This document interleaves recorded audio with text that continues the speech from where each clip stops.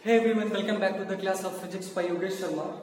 And this is the new topic of your chapter that we had started, magnetic effect of current. And these are the key points of this session, that is Ampere's circuital law, and also we will deal with magnetic field due to infinite length of wire.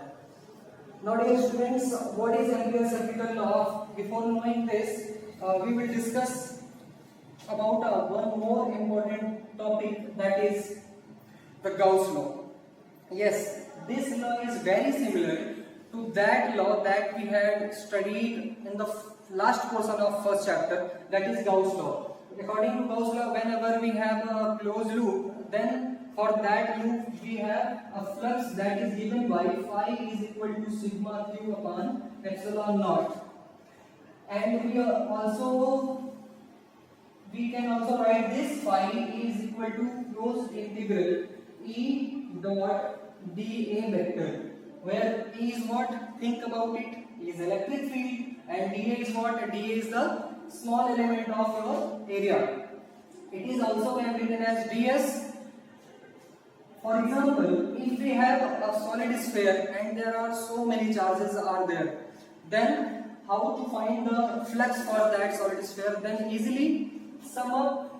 Take the algebraic sum of the charges, जितने भी charges हैं सबका algebraic सम ले लीजिए और उसको permittivity से divide कर दीजिए, देन आप इजीली फाइंड कर पाओगे वहां पे कितना फ्लक्स मिलने वाला है आपको. तो हमने अभी कहा कि ये जो एम्पियर सर्किटल लॉ है ये बहुत हद तक क्या बिल्कुल सेम है. जैसे हम इलेक्ट्रोस्टैटिक में गाउस का लॉ पढ़ते हैं, वैसे ही हम यहाँ पे मैग्नेटिज्म में आपको पढ़ाने चल रहे हैं एम्पियर सर्किटल लॉ, जो कि बहुत इंपॉर्टेंट है. बहुत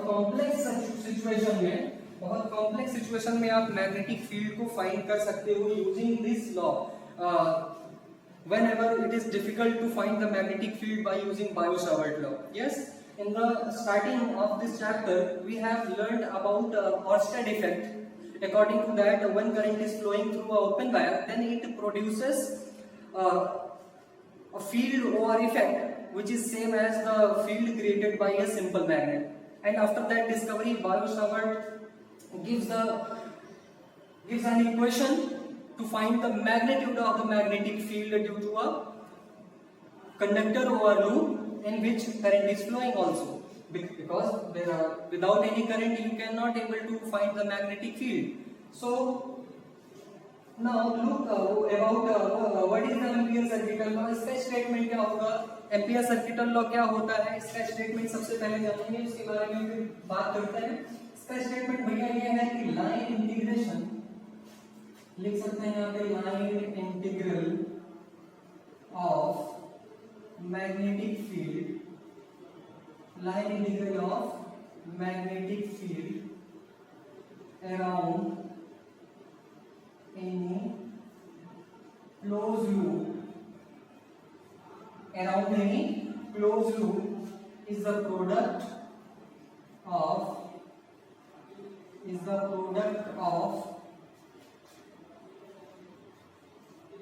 algebraic sum of currents passing through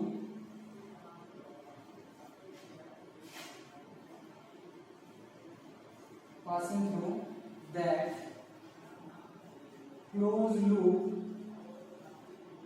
and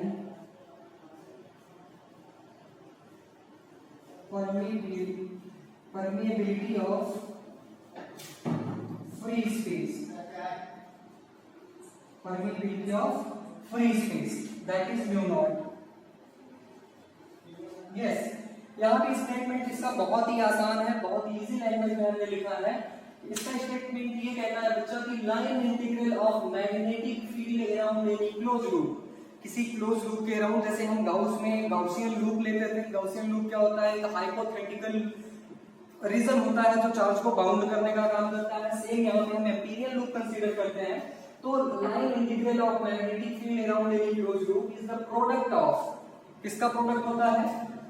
algebraic sum of current. This is the important term in the statement of Ampere circuit law. इसलिए आपको याद रखना है algebraic sum होता है करंट का passing through that closed loop. उस closed loop से पास होने वाले total current जितने होंगे उनका algebraic sum. Algebraic in the sense current may be positive or negative. Positive भी हो सकती है, नेगेटिव भी हो सकती है. It depends on the dash dash नहीं डैश डैश नहीं, it depends on the batteries terminal. वहां पे बैटरीज के जो टर्मिनल लगे होंगे उन पर डिपेंड करेगा कि करंट की डायरेक्शन कैसी है. अगर आपने एक डायरेक्शन वाली करंट को पॉजिटिव ले लिया तो with respect to that direction उसके अपोजिट में जो होगा उसको हम नेगेटिव लेंगे. तो यहाँ पे किसका किसका प्रोडक्ट होता है? अलजेब्रिक सम ऑफ करंट का होता है और permeability of free space. It is given by कैसे लिखोगे इसको आप? Closed integral b dot dl is equal to mu naught times of sigma pi. Yes, ये जो लिखा हुआ है यहाँ पे, ये लिखा हुआ है कि आपने मैग्नेटिक फील्ड का इंटीग्रेशन किया with respect to line, which is called line integral, is equal to the product of algebraic sum of current and permeability of free space. It can be represented as v dot dl is equal to mu naught times of algebraic sum of current. याद रखना, this is the most important formula to find the magnetic field in very complex situation. Whenever we are going to find magnetic field and it is very difficult to find the magnetic field by Biot-Savart law, then easily we will use this formula to find the magnetic field.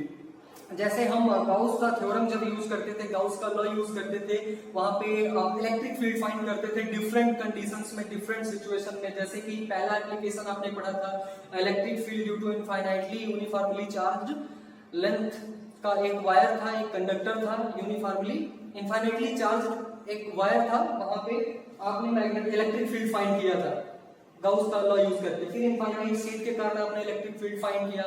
Spherical shell था, और भी बहुत सारी situation बन सकती हैं जहां पे आपको मैग्नेटिक फील्ड फाइंड करना पड़ सकता है. तो यहाँ पे ये बड़ा आसान हो जाएगा यूज करना मैग्नेटिक फील्ड को. अब ये तो हो गया इसका स्टेटमेंट. अब इसका छोटा सा एक एग्जांपल ले लेते हैं. एग्जांपल हम क्या लेंगे? Suppose there is some region. यहाँ पे कोई एक रीजन है और यहाँ पे current is flowing like this.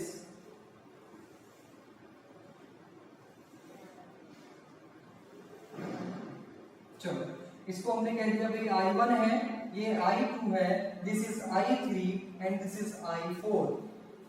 Then what will be the magnetic field of this region? आप इस एरिया का मैग्नेटिक फील्ड कैसे फाइंड करोगे? तो यहाँ पे भाई इसको अगर हमें फिल अप करना है, then easily B dot dl is equal to mu naught sigma. Sigma के अंदर कितने करंट्स हैं? हमने बताया कि हाँ, the currents inside the closed loop they are capable to create the magnetic field. Close loop के अंदर जो करंट होंगे वही कैपेबल होंगे मैग्नेटिक फील्ड को क्रिएट करने में. इसलिए और जो रिमेनिंग आपके होंगे current, that will be as it is. तो यहाँ पे I2 है, I3 है और I4 है, ये तीन करंट हमारे पास जो इस रीजन के अंदर है. Then it can be simply written as I2 plus I3 minus I4. Minus I4 क्यों भाई? Minus I4 because I2 and I3 are in upward direction. Then we can take these two as positive and I4 as negative. Depend करता है भाई, यहाँ पे battery का plus है, यहाँ पे माइनस है, यहाँ पे प्लस है, यहाँ पे माइनस है, यहाँ पे प्लस है, यहाँ पे माइनस है. आपकी डायरेक्शन यहाँ पे जो है वो अपोजिट है, तो यहाँ पे आप इसको इजीली फाइंड कर सकते हो by using this formula. This is the statement of Ampere circuit law. Screenshot ले लीजिए. Then we will discuss about the magnetic field due to infinite length of wire. Screenshot ले लीजिए अब जल्दी से.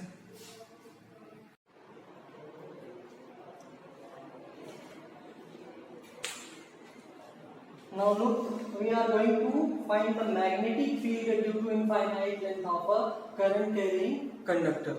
एक current carrying conductor के infinite length of current carrying conductor के कारण हमको magnetic field find करनी है. That means कि हमारे पास एक इनफाइनाइट लेंथ का कंडक्टर है जिसमें करंट फ्लो हो रही है और उसके कारण हमको मैग्नेटिक फील्ड फाइंड करना है बाय यूजिंग एम्पियर्स लॉ। ये भी आपने पढ़ा है, एम्पियर सर्किटल लॉ, उसका यूज करना है यहाँ पे।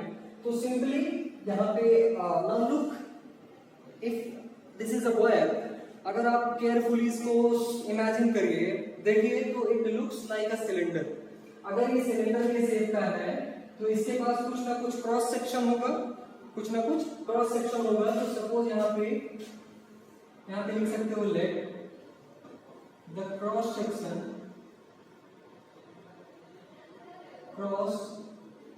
Sectional area of the wire is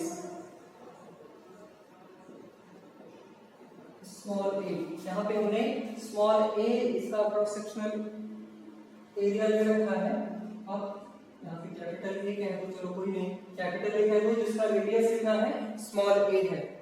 और यहाँ पे capital I is equal to what, main current. Capital I क्या है आपका, मेन करंट फ्लोइंग थ्रू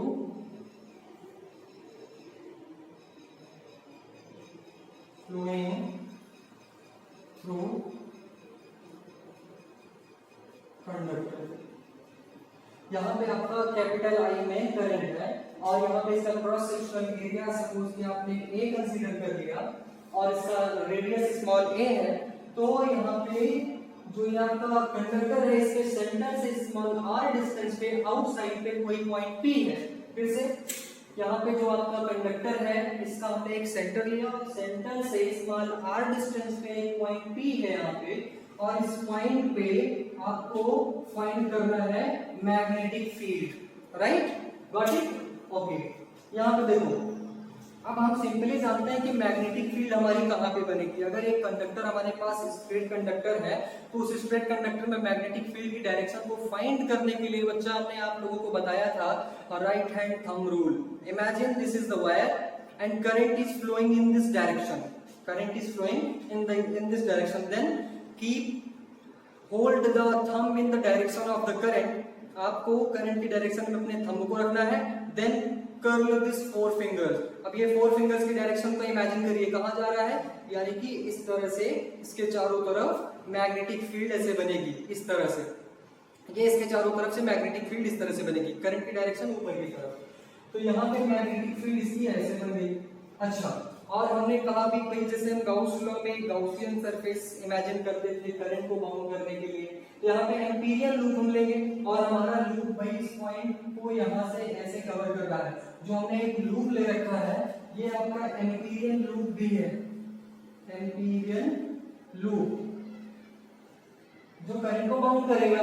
तो एम्पीरियल लूप और मैग्नेटिक फील्ड की डायरेक्शन दोनों सर्कुलर है और सेम डायरेक्शन में है ना।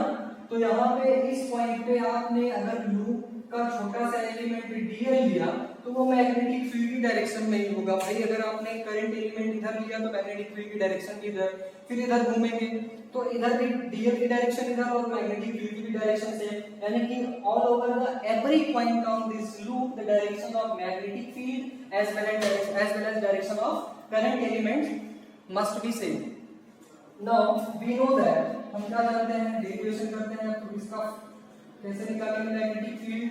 वी नो दैट, हम क्या जानते हैं भाई, according to Ampere circuital law, according to ampere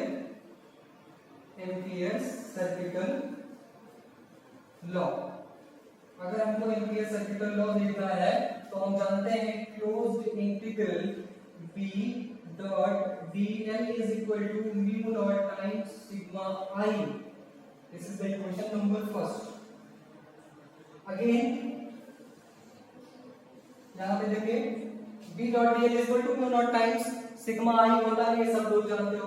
again यहाँ पे अगर हम इसका वेक्टर ब्रेक कर दें तो B dl cos theta is equal to mu naught times I हो जाएगा। सिग्मा I की वैल्यू यहाँ पे I होगी बिकॉज इस लूप में आपके पास एक सिंगल करंट भी है I, तो यहाँ पे जो सिग्मा I की वैल्यू होगी वो I ही होगी। अब यहाँ पे थीटा कितना होगा, what is the theta, think about it. Theta क्या है, अगर हमारे पास A dot B vector is equal to कितना होता था भाई AB cos theta where theta is the angle between A and B। तो यहाँ पे भी हमारे पास जो थीटा है this is the angle between magnetic field and current element, जो कि आपको मैंने बताया कि हर पॉइंट पे ये सिमेट्रिक जो एम्पीरियल लूप आपने लिया है यहाँ पे मैग्नेटिक फील्ड की डायरेक्शन और यहाँ पे ये जो सर्कुलर लूप आपने एम्पीरियल लूप है उसकी डायरेक्शन पे डीएल और मैग्नेटिक फील्ड दोनों की डायरेक्शन हर पॉइंट पे सेम होगी। दैट मींस कि 0 डिग्री एंगल बनेगा यहाँ पे। तो यहाँ पे आप B D L cos theta की जगह लिख सकते हो closed integral B D L cos 0 is equal to mu naught I, और यहाँ पे b को आपको कर देना है बाहर cos 0 की वैल्यू 1 इंटीग्रल क्लोज्ड इंटीग्रल में आपका रहेगा dl is equal to mu naught i। b dl का इंटीग्रेशन करेंगे r रेडियस का ये सर्कल है तो यानी कि इसके सर्कमफेरेंस की लेंथ के इक्वल आएगा, तो dl is equal to into कितना हो जाएगा 2 pi r is equal to mu naught i। And find we can easily find the value of b mu naught I upon 2 pi r। This is the magnetic field due to infinite length of current carrying wire या conductor कह सकते हो। ये outside पे हमने निकाला है, इन side पे कुछ और भी निकल सकता है। अगर आप यहाँ इन साइड पे निकालना चाहें तो यहाँ पे भी आपको मैग्नेटिक फील्ड मिलेगी, लेकिन कितना मिलेगी ये फाइंड करने के लिए आपको वो डेरिवेशन करना होगा। आज के डेरिवेशन में सिर्फ इतना ही, और उसके बाद अगर आपको कहीं प्रॉब्लम्स आती है देन आप कमेंट करके पूछ सकते हैं। Fine, thank you very much. आप क्लासेस रेगुलर जुड़े रहें और हम भी अपनी पूरी कोशिश करते रहेंगे। Thank you. Take the snapshot.